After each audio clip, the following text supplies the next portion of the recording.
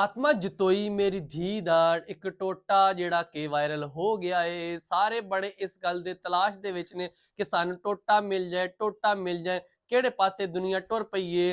पहले मैरी दी जान नहीं छुट्टी सी ते नवीं जान फातिमा जतोई ने फड़ लई है। फातिमा जतोई दी मां इस गल ते बड़ी खुश है कि मेरी धी दा टोटा वायरल हो गया है। ओदी मां आप कहंदी सी मेरी धी नू माशाअल्लाह शेर वजदे पे ने, मेरी धी नू गिद्दड़ वजदे पे ने, ते अज ओदी मां ढेर सारी खुश होनी है। खैर फातिमा जतोई जिहड़ा कि या ते झूठा नाटक है या फिर ये अल्लाह जानदा, मैं इहदे बारे कुछ नहीं कहंदा।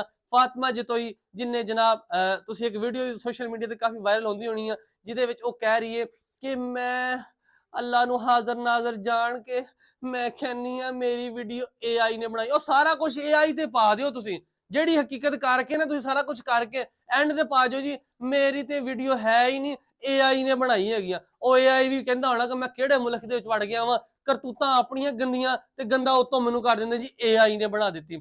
ਲੋ ਜਨਾਬ ਹੁਣ ਹਰ ਬੰਦਾ ਇਸ ਵਾਸਤੇ ਨਾ ਨੀਚੇ ਕਮੈਂਟਸ ਕਰੇਗਾ ਜਿਹਦੇ ਵਿੱਚ ਉਹਨੂੰ ਵੀਡੀਓ ਚਾਹੀਦੀ ਹੋਣੀ ਆ। ਤੁਸੀਂ ਨੀਚੇ ਕਮੈਂਟਸ ਕਰਨਾ ਵਾ, ਤੁਹਾਨੂੰ ਵੀਡੀਓ ਮਿਲ ਜਾਣੀ ਹੈਗੀ ਆ ਤੇ ਵੀਡੀਓ ਦੇ ਵਿੱਚ ਤੋਬਾ ਤੋਬਾ ਅੱਲਾ ਮਾਫ ਕਰ। ਮੈਂ ਕੁਝ ਨਹੀਂ ਕਹਿ ਸਕਦਾ, ਤੁਸੀਂ ਆ ਵੇਖਿਓ। ਮੈਂ ਨਹੀਂ ਕੁਝ ਕਹਿ ਸਕਦਾ ਭਾਜੀ, ਤੁਸੀਂ ਆ ਵੇਖਣੀ ਕੀ ਗੱਲ ਉਹਦੇ ਵਿੱਚ ਹੋਈ।